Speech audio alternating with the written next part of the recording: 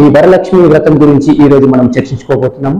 వరలక్ష్మి వ్రతానికి కావాల్సిన పూజ సామాగ్రి, మరి ఎటువంటి దీనికి కావాల్సిన సామాగ్రి ఏమిటి, మరి ఎటువంటి పనులు చేయకూడదు అనే అంశం మీద ఈ రోజు చారుమతి, నీవు ఈ శ్రావణ పూర్ణిమ ముందు వచ్చే శుక్రవారం ఈ వరలక్ష్మి వ్రతాన్ని ఆచరించినట్లయితే, ఇప్పుడు ఎవరైతే స్త్రీలు ఉంటారో అంటే శ్రావణ మాసం కంటే ముందు వచ్చే శుక్రవారం రోజే చేసుకోవాలి అని అంటున్నారు కదా, మరి వాళ్ళకి ఒకవేళ కలిసి రాని రోజు ఏదైనా ఉంటే మరి వాళ్ళకు తర్వాత శుక్రవారం రోజు కూడా మళ్ళీ చేసుకోవచ్చా? వీళ్ళు ముఖ్యంగా పూజా విధానము ఎలా స్టార్ట్ చేయాలి, అంటే ఎలా మొదలు పెట్టాలి, ఈ దాని విశిష్టత వరలక్ష్మి వ్రతంలో తోరగ్రంథి పూజ అనేటువంటిది విశేషమైనటువంటిది.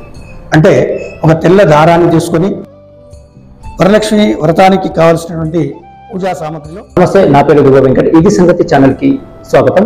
ఈ రోజు మనతో పాటు ఉన్నారు రామశర్మ వేద పండితులు, నిజామాబాద్ గారు.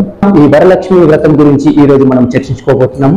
వరలక్ష్మి వ్రతానికి కావాల్సిన పూజ సామాగ్రి, వరలక్ష్మి వ్రతాన్ని ఎలా జరుపుకోవాలి, వరలక్ష్మి వ్రతం విశిష్టత, మరి ఎటువంటి పనులు చేయకూడదు తెలుసుకునే ప్రయత్నం చేద్దాం.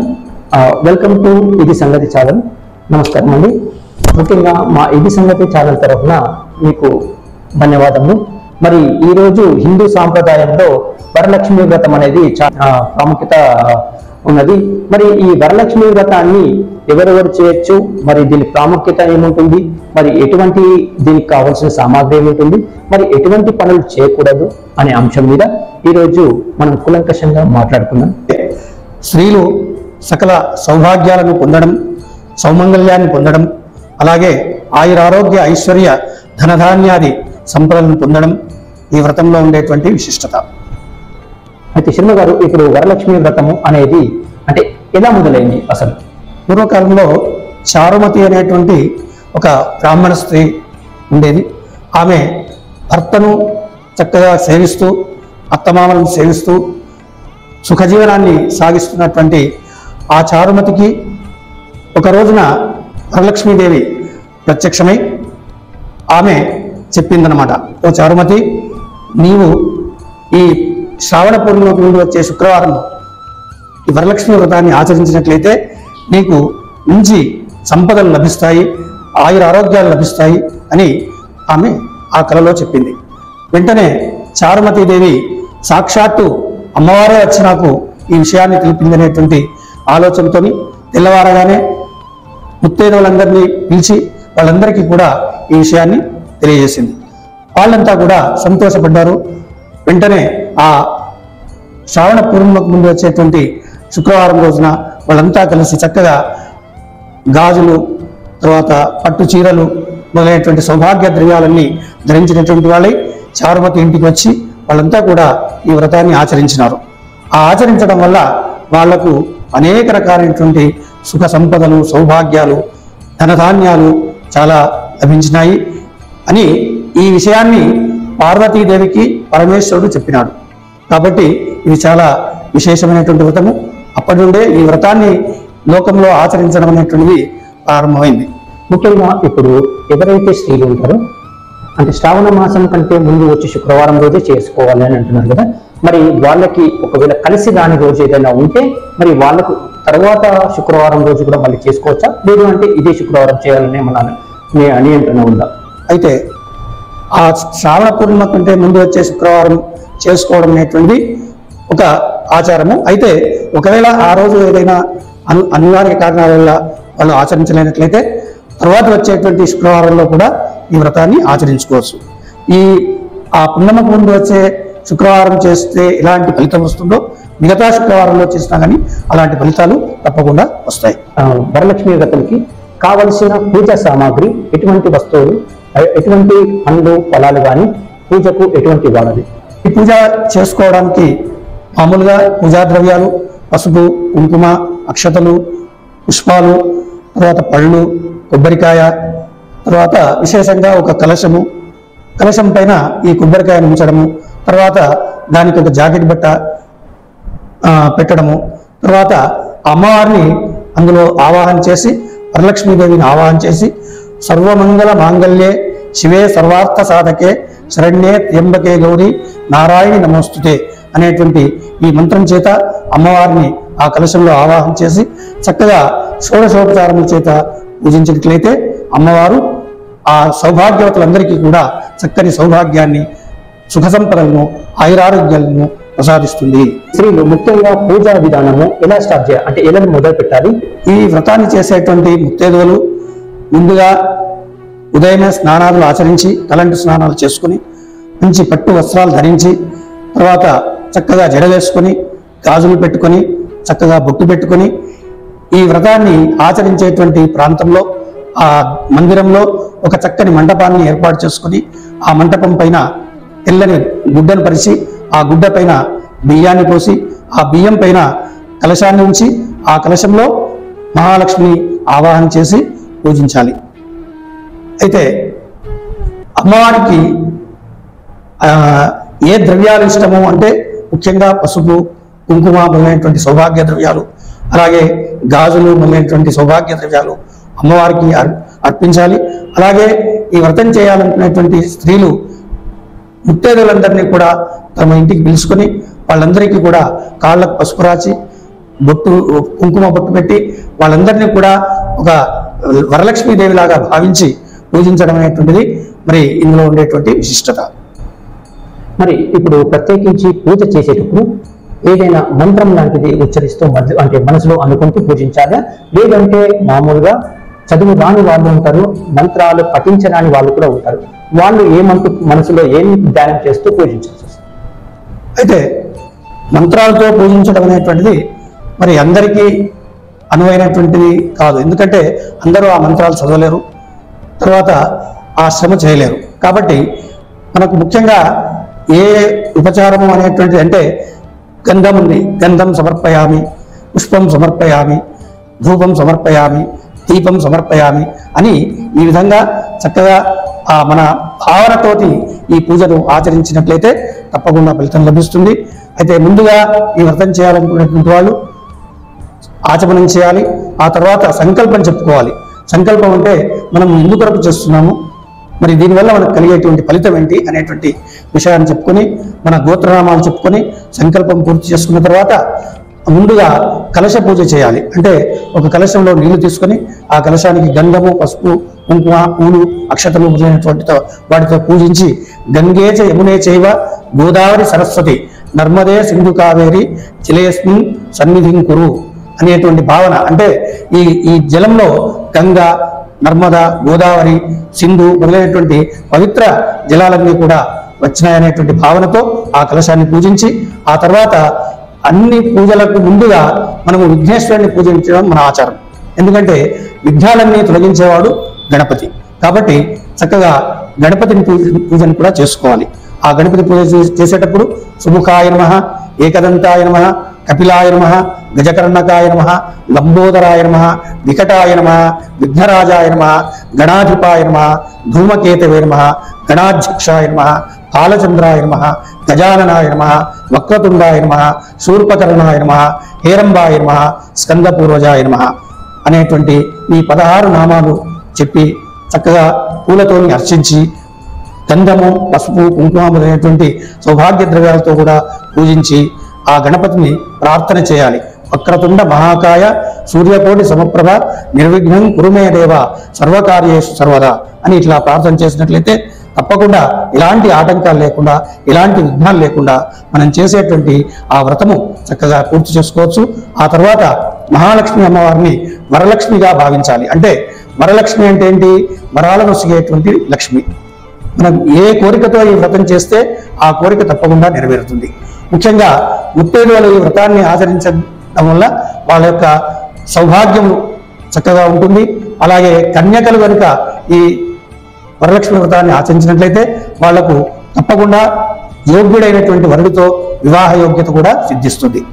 అలాగే ఏ కోరిక అయినా సరే, అంటే మాకు ధనం కావాలి, లేదా సంతానం కావాలి, సంపదలు కావాలి, ఇట్లా ఇల్లు కావాలి, పొలం కావాలి, ఇట్లా ఏదైనా కోరిక ఉన్నట్లయితే కూడా తప్పకుండా అమ్మవారి యొక్క అనుగ్రహంతో తీరుతాయనేటువంటి విషయాన్ని మనము ఈ వ్రతంలో తెలుసుకోవచ్చు. మరి శర్మ గారు, ఇప్పుడు ఈ తెర పూజ అంటే ఏముంటుంది, దాని విశిష్టత ఏముంటుంది? వరలక్ష్మి వ్రతంలో తోర గ్రంథి పూజ అనేటువంటిది విశేషమైనటువంటిది. అంటే ఒక తెల్ల దారాన్ని తీసుకొని ఆ దారానికి 9 కానీ 5 కానీ ముడులు వేయాలి. అంటే పుష్పాలతో కలుపుకొని ముడులు వేయాలి. వేసి ఆ ముడులను ఆ లక్ష్మీదేవిగా భావించి దాన్ని పూజించాలి. ఆ తోర గ్రంథిని పూజించాలి.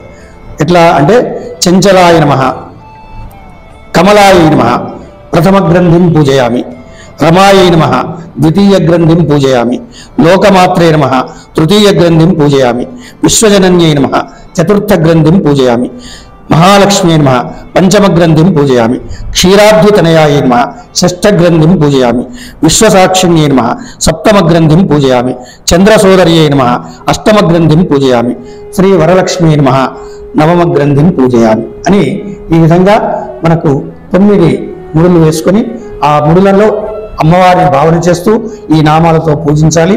పూజించిన తర్వాత మరి అమ్మవారి పూజ అయిన తర్వాత మరి ముత్తైదువుల ద్వారా ఈ కంకణాన్ని అంటే ఈ తోరాన్ని కుడి చేతికి ధరించడం అనేటువంటిది, దానివల్ల మనకు సకల సౌభాగ్యాలు సిద్ధిస్తాయి.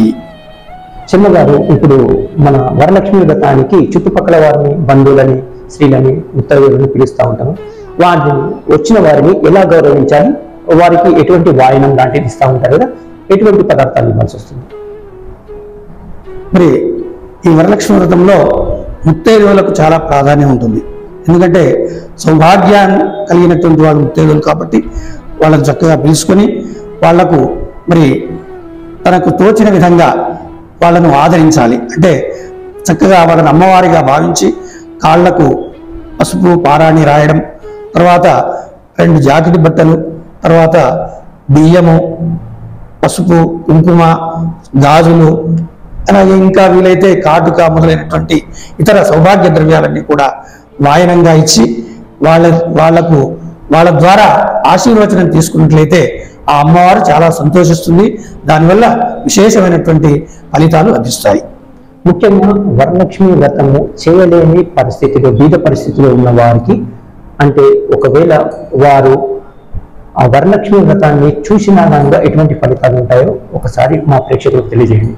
తప్పకుండా. ఎందుకంటే ఆ వ్రతం కథలోనే ఈ విషయం ఉంది. ఏంటంటే వ్రతం చేయగల వాళ్ళు చేయవచ్చు, చేయలేనిటువంటి వాళ్ళు, పేదవాళ్ళు కానీ లేదా ఇతరమైనటువంటి ఏదైనా పరిస్థితుల్లో, చేయలేని పరిస్థితుల్లో ఏం చేయాలి అంటే, ఎక్కడైతే ఈ ముత్తైదువులు ఈ వ్రతాన్ని ఆచరిస్తున్నారో అక్కడికి వెళ్ళి కూర్చోవడం, ఆ వ్రతం చూడడం, అలాగే ఆ వ్రత కథను వినడం, తర్వాత అక్కడ ఉన్నటువంటి అమ్మవారి యొక్క తీర్థ ప్రసాదాలను స్వీకరించడం, ఇలా చేసినట్లయితే వాళ్ళకు కూడా తప్పకుండా అమ్మవారి యొక్క సకలమైనటువంటి సౌభాగ్యాలు, ప్రసాదాలు, వరాలు వాళ్ళకు లభిస్తాయి.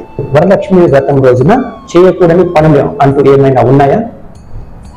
అయితే మనకు ఏ పండుగ అయినా చాలా ముఖ్యమైనటువంటిదే. అయితే వరలక్ష్మి వ్రతంలో ఇది ఆడవాళ్లకు సంబంధించినటువంటి ముఖ్యమైన పండుగ కాబట్టి ఆ రోజు మరి చేయకూడని పనులంటే స్నానం చేయకుండా ఉండకూడదు. తప్పనిసరిగా తలంటి స్నానం చేయాలి. అలాగే మంచి కొత్త బట్టలు ధరించాలి. ఎందుకంటే రోజు కట్టుకునే బట్టలు కాకుండా కొత్త బట్టలు ధరించాలి. పట్టు వస్త్రాలు కాకుండా కనీసం కొత్త బట్టలైనా ధరించాలి. అలాగే తప్పనిసరిగా సౌభాగ్య ద్రవ్యాలైనటువంటి గాజులు, తర్వాత కాటుక, కుంకుమ మొదలైనటువంటి ద్రవ్యాలు తప్పకుండా ధరించాలి. అప్పుడే అమ్మవారు సంతోషిస్తుంది. అలాగే మరి ఈ వ్రతం అయ్యే వరకు కూడా ఉపవాసంగా ఉండాలి. అంటే భోజనం చేయకూడదు. ముఖ్యంగా ఈ కాలంలో మరి తినకుండా ఉండలేని పరిస్థితులు ఉన్నట్లయితే పళ్ళు కానీ పాలు కానీ తీసుకొని ఈ వ్రతాన్ని తప్పకుండా చేసుకోవచ్చు. మహాలక్ష్మి వ్రతం రోజు, అంటే వరలక్ష్మి వ్రతం రోజు తోరణం కూడా చాలా ప్రాధాన్యతతో కూడుకున్నది కాబట్టి తోరణం కట్టుకునే విషయంలో కూడా అప్పుడు ఎటువంటి మంత్రాన్ని పఠించాలి?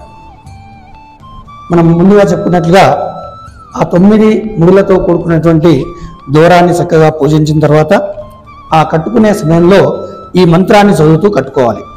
ఏంటి అంటే, బధ్నామి దక్షిణే హస్తే నవసూత్రం శుభప్రదం పుత్ర పౌత్రాభివృద్ధించ మమ సౌభాగ్యం దేహిమే రమే. అంటే నేను ఈ తోరాన్ని అమ్మవారిగా భావించి నా కుడి చేతికి కట్టుకుంటున్నాను. ఇది కొత్తనైనటువంటి సూత్రము, శుభప్రదమైనటువంటి సూత్రము. దీన్ని కట్టుకోవడం వల్ల మరి ఏంటి లాభము అంటే, పుత్ర పౌత్ర అభివృద్ధి, అంటే నాకు పుత్రులు పౌత్రులు అనేటువంటి వంశాభివృద్ధి జరగాలి.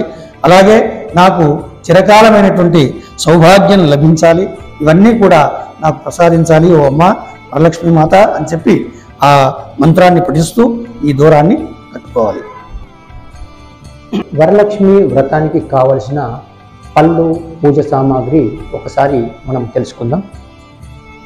వరలక్ష్మి వ్రతానికి కావలసినటువంటి పూజా సామగ్రిలో పసుపు, కుంకుమ, గంధము, విడిపూలు, అలాగే ఫోటోలు అలాంటివి ఉన్నట్లయితే పూలమాలలు, తమలపాకులు, వక్కలు, ఖర్జూరములు, అగరబత్తులు, తర్వాత కర్పూరము, చిల్లర పైసలు, తెల్ల టవల్, తర్వాత జాకెట్ పీసులు, మామిడి ఆకులు, అరటి పండ్లు, ఇంకా ఏవైనా ఇతర రకాలైనటువంటి పండ్లు, తర్వాత అమ్మవారి యొక్క ఫోటో, కలశానికి వరకు రాగిది కానీ వెండిది కానీ శక్తిని అనుసరించి ఒక చెంబు, అలాగే కొబ్బరికాయలు, తర్వాత తెల్లదారము, తర్వాత వీలైతే స్వీటు, తర్వాత 2 కిలోల బియ్యము, తర్వాత పంచామృతాలు, ఇలా అన్నీ కూడా పూజా సామాగ్రిని సిద్ధం చేసుకోవాలి.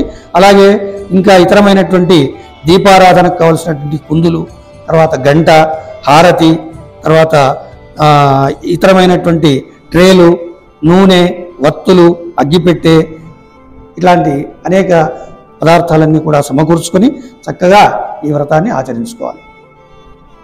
ఇది సంగతి ప్రేక్షకులకు. ఈరోజు మనతో పాటు గంగవరపు రామశర్మ గారు ఉన్నారు. వారికి ఎటువంటి సందేహాలు కావాలన్నా కనుక వారు మనకు ఫోన్ ద్వారా కూడా మనకు అవైలబుల్గా ఉంటారు.